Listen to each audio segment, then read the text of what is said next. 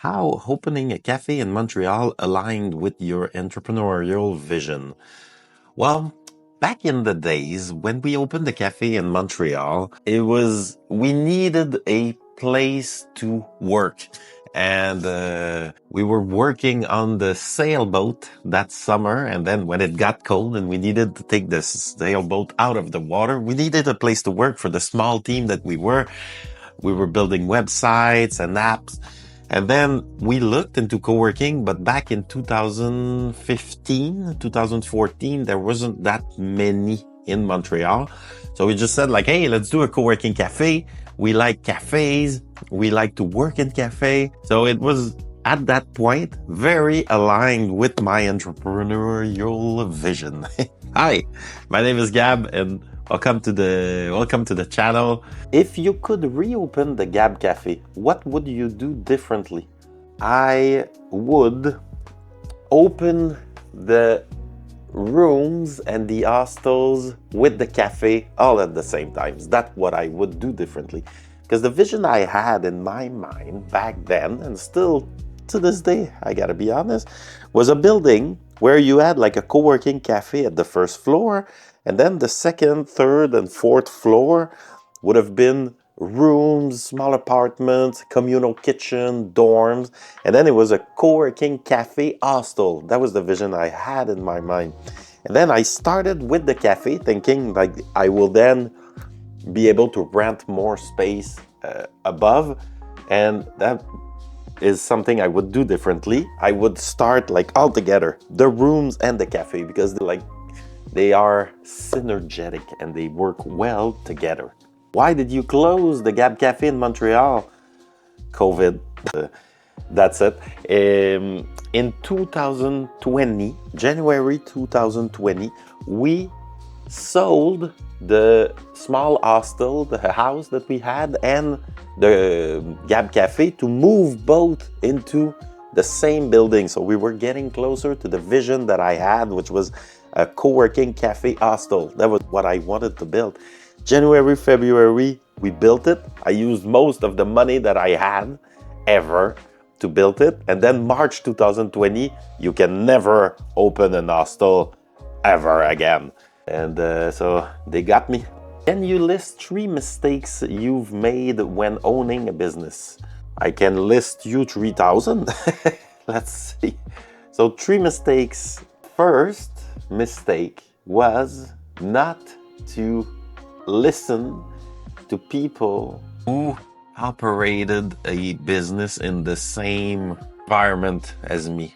When I opened the Gab Cafe in Montreal, I kind of assumed that cafe were making money, a little money. At least I knew it wasn't spectacular, but I assumed it was a little money.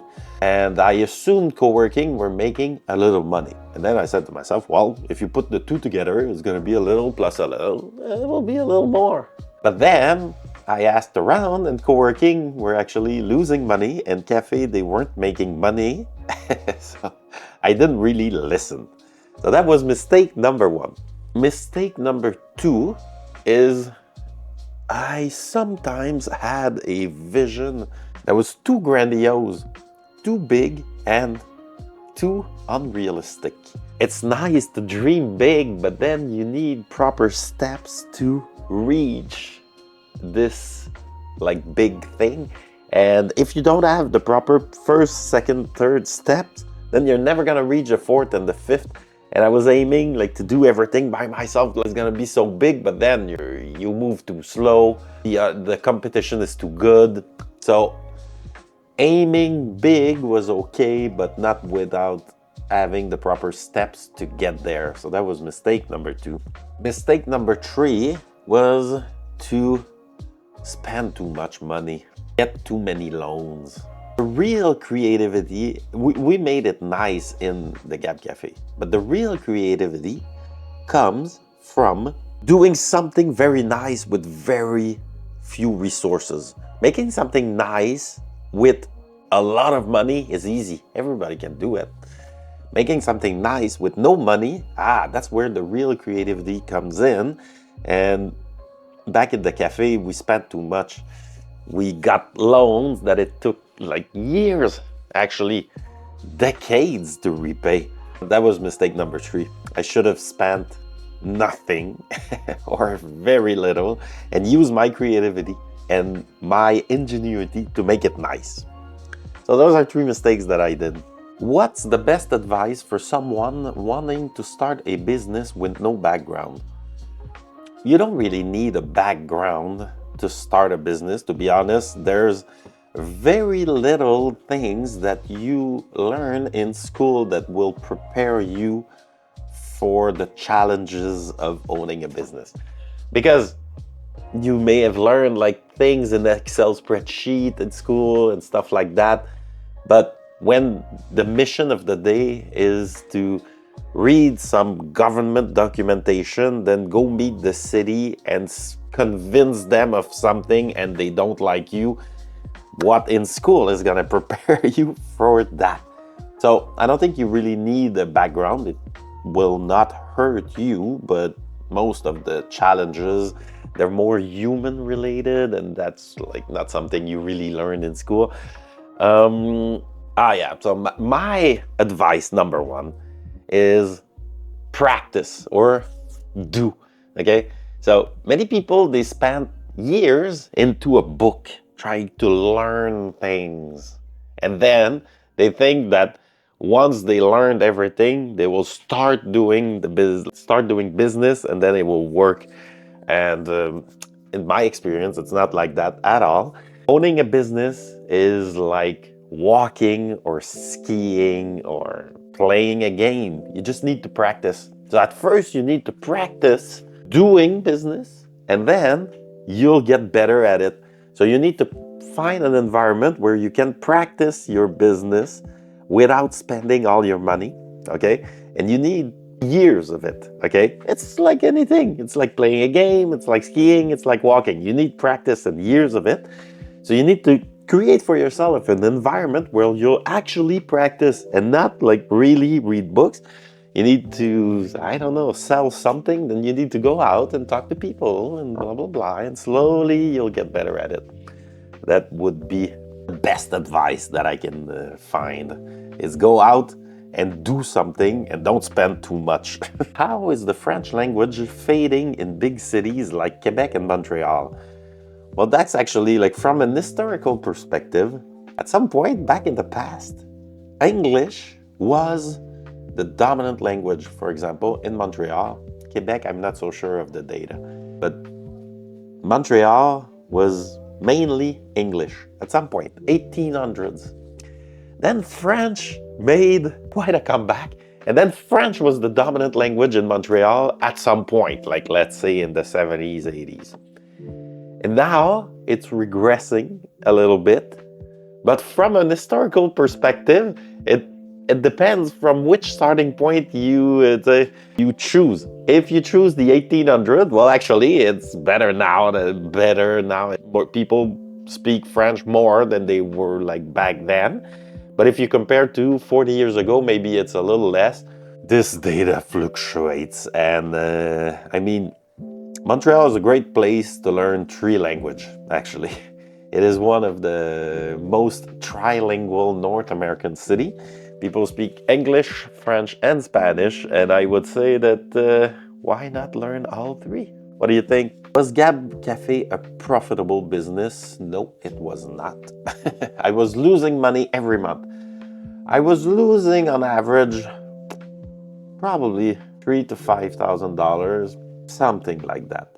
And then at some point I had the hostel that was in a different part of the city, and that was making money. So let's say 3,000, 3 to 5. And then the 2 together, they were kind of breaking even. So the cafe was not a profitable business. The hostel was, and that's where I learned a very valuable lesson.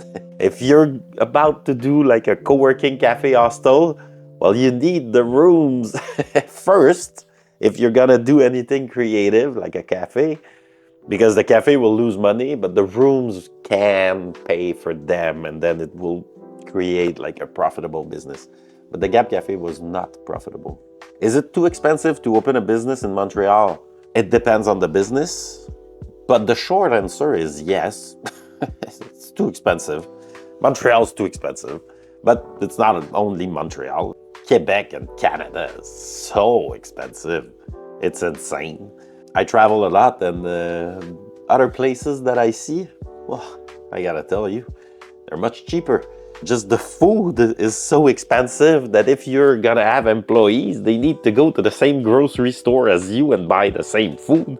You're gonna have to pay them a lot of money just for them to feed themselves and for you to feed yourself. And just feeding yourself is very expensive. And then the real estate is expensive, lodging, transportation, it's expensive. Then I guess that the prices are equivalent to that, but not for a cafe. A cup of coffee is still relatively cheap in Montreal. So if you're gonna make money with something, you better choose well. Does the mentality change when you have a business? It does. You become more aware of the reality of the business owner when you look at other businesses. Because the reflex when you don't have a business is, oh my God, it's full. They must make so much money. I used to think that all the time. That restaurant is full. It's always full. They must make so much money. But when you have a business and you're actually what's the price of the food, plus the price of the employees, plus the price of the rent and the price of the insurance and the price of everything, you look at the plate of food that you receive in a restaurant very differently. You're like, this plate of food, they probably lose $1 per plate. To serving me, there's a business owner that is like, here's your food, I worked for free, here's your $1. I actually lose money on that plate. Then you see things differently. You're like, it's like, I understand that maybe if I cook it myself, it's gonna be 3 times cheaper, but I didn't cook it myself. Somebody else cooked it for me. And then it changed the perspective. Then it's not like, oh my God, they're so full. It's great for them and they must make a lot of money. Oh my God, they're full. I hope they don't lose $1 per plate. In which case, it's never gonna last. You're better being empty. So the mentality does change. Is it important to have studies to be able to open a business? Well, no. It's not. I would like, as much as I think school is important, and I want to encourage everyone to go to school, but I didn't go to school that much.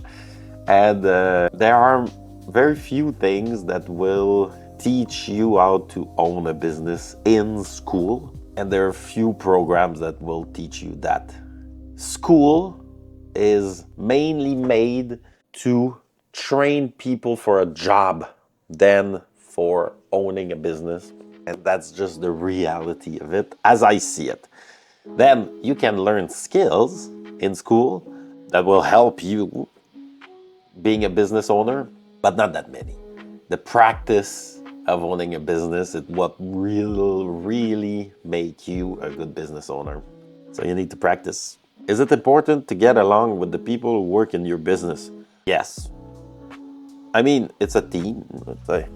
And I'm a big fan of not being too involved in micro details of the people. If you have people, you hire them to do a job. If they can't do the job, then you chose the wrong people.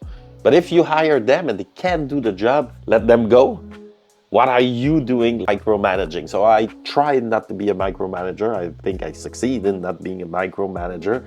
And then that's where you need to get along. We're a team. So it's more like, this is your job, not mine. I will help you. We're a team, getting along. But this is your job and not mine. So with that mentality, I think it's easier to get along. With the mentality of like, I am the boss, so you will say what I say. You will do what I say, I'm sorry. I guess it's harder to get along, but I would say it's important.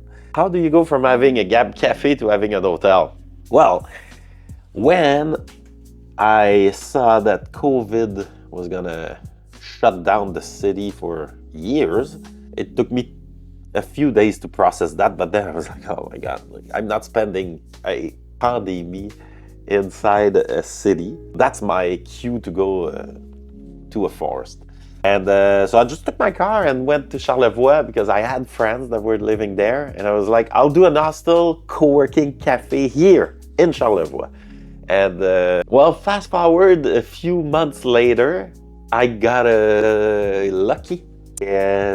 Another business owner believed in me and we made a deal. And I ended up with his hotel instead of buying an old house where I would have been creating a co-working cafe hostel. Now I am creating it in a gigantic European castle size hotel in Charlevoix. How did your experience with your cafe in Montreal lead you to succeed on Auberge de Nos Aïeux? How did your experience with your cafe in Montreal lead you to succeed on Auberge de Nos Aïeux? Well, with the cafe, at first, like, we got a loan and we spent too much. And then we had a non-profitable business and I still didn't have rooms. So those lessons stayed with me. When I arrived at Nos Aïeux, I was like, let's not get a loan. Let's use what we have, okay? Let's start with the rooms and then we'll do something cool like a cafe or whatever. So, but we start with the rooms. That's the most important thing. Let's not spend the money, let's start with the rooms. Those were lessons that I carried from the cafe. And I guess it worked out. That's cool. Many questions. Hey to everyone. My name is Gab. I'm an entrepreneur. I have an hotel back in Montreal. No, sorry. I used to have a co-working cafe back in Montreal. Now I have an hotel in the northern part of Quebec. It's called Charlevoix.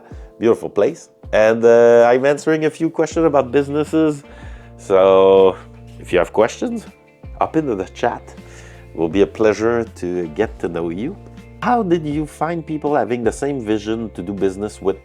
It's hard to find people with the same vision. I mean, like, there's one vision. You can't have, like, in a business, 10 people having 10 different visions.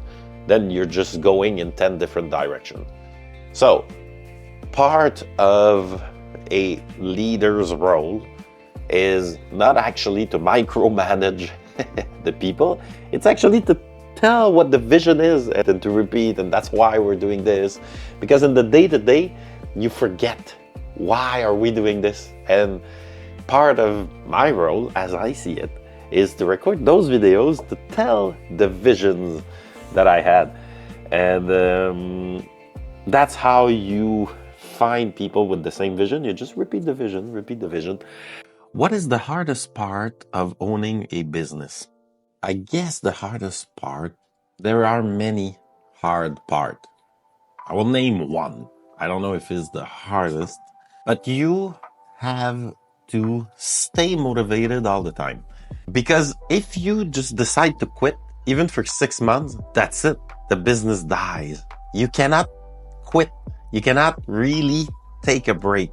So you have to manage your motivation as kind of like your bank account. It's like, I can never run out of money in the bank account, the business fail. And if I run out of motivation and I cannot go there, the business fail. So you need to keep your motivation like a precious resources, and it has to stay intact. And that means that sometimes you see things that you should do, but you're like, this will require too much of my motivation. We can't do it this year. I don't have the motivation. So, sounds stupid. It's not that easy. Because sometimes you just want to quit and you cannot. What was the worst cafe that you had and where was it from? Well, I've had like terrible cafes in my life. I drank terrible cafes for most of my 20s. And I think the worst cafe is Tim Hortons. I don't know about filter coffee, so I'm not like a filter coffee connoisseur. But I am an espresso connoisseur. And when you have nothing in Canada, you always have like a McDonald's and a Tim Hortons. I was like, well, Tim Hortons, they're like coffee. It's Tim Hortons coffee. Let's go there. And for a while, they were serving espresso. It was terrible. Oh my God. It's like, thank you, Schlack garbage. And actually, McDonald's, it's not terrible. You're better off with a espresso at McDonald's.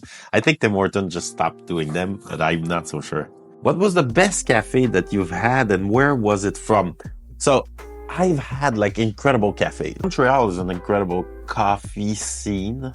So they have like great barista machines, well calibrated, and the good beans with the good roaster, not rooster, the good roasters. So Montreal, definitely great place. But in Chiang Mai, in Thailand, for the first time, I drank coffee that the owner of the coffee was the owner of the farm. And it was about an hour or an hour and a half drive from Chiang Mai. You get to the mountains. There's a specific height, 1,300 meter. Then in Thailand, at 1,300 meter, the coffee is perfect height. So the coffee was like picked by the same guys who were roasting them, who were actually serving them. It was perfectly calibrated, great machine. So I gotta go with this. So Coffee 9-1 in Chiang Mai. That was my go-to place. I was there every morning, and the coffee was incredible. They had like 9 or 10 different sorts of espresso, of different sorts of coffee. And so I tried them all every morning. I would get a few coffee and just like surprise me. Then they started to do like mix for me, and they were mixing this and that. And, it was great. So Coffee 9-1 in Chiang Mai, Thailand. Is it better to open a business alone or with a partner? I don't think there is something better than the other. Depends on the business, depends on the partner, depends on many factors. It just depends. It will depend on the personality of the partner. But theoretically, in theory, if you have a good relationship and a good deal, the sum of the parts together are more than the sum of the individual parts. Okay, let's take a music band. Okay, you have a drummer. Out of 100, he's a 80. You have like the bassist, he's a 75. Guitarist, he's a 80. Like the singer, oh, she's a 90. But the band together, they're a 95. So the sum of the group is higher than the individual score together. That's a real thing in life. So in theory, that can happen. But the opposite is also possible. That you have 2 persons together, they're both 90% like quality, intelligent people, hardworking, but together they create their child is the devil. That's quite possible. How do you see businesses gradually accepting Bitcoin as a payment method? I don't see businesses accepting Bitcoin as a payment method. I see quite the opposite going on. By that point, if Bitcoin would have been a payment method, it would be like here already. It is not. I don't see it. I see Bitcoin as a value storage, like gold or something. I have all this value. Let's say I have a lot of money and I need to diversify. So I have a bit of gold, a bit of stocks, bonds, and I have Bitcoins like this. I don't see Bitcoin being like the new thing that we'll use for cash. It's been 10 years. It would have happened already. How does drinking coffee affect your mood and energy levels? Well, it improves my mood. When I drink coffee, I feel better, feel less sleepy. It's also like a little tradition of mine, and it's fun to wake up. You actually think about it when you go to bed. Oh, I'm going to bed, so by the time I wake up, it's coffee time. Oh yeah. Small tradition, and it's a drug, and drugs are fun. How was your experience in Latvia? Oh my God. I always say the same joke. Latvia. I spent a month, one night there. That's basically my experience in Latvia. Sadly, I cannot talk much about my experience in Latvia because we were two friends traveling together and I would need his permission to tell the story. But the story's good. That's funny. Is Euro trip number 4 with the boys coming soon? No, I think it's not coming soon. The boys, they all had kids, and now it's their new projects. They have kids. So the next, we take a 20-year break from the Euro trip. But in 20 years, the kids will be older, they will be in school, and they will have move on. And then the boys will maybe get together for one more Euro trip, but it will be quite different. What is Gab's next project? You're looking at it right now. This is Gab's next project. This is my new project. I want to create content. I want to have fun. I want to play outside, play games, play trivia. I want the real mission is to make work indistinguishable from play and then play all the time. That's the real mission. That's the new project. And that's why I'm recording these videos in the morning with you guys. Thank you for all the questions. That's very good practice. So, what are your 2024 resolutions? So my 2005 resolution was to never make resolution ever again. And I gotta say that my 2005 resolution has been solid. Still in 2024, I don't make resolutions. But I do write in my little book often. It's been a few days now because I lost it kind of while I was moving. But I don't make New Year's resolution. But I constantly write things down in my book that I want to improve, that I want to change. Now I'm less into like, let's create a big change in our life. It's more like, let's do small improvements here and there that we can work on without destroying the rest.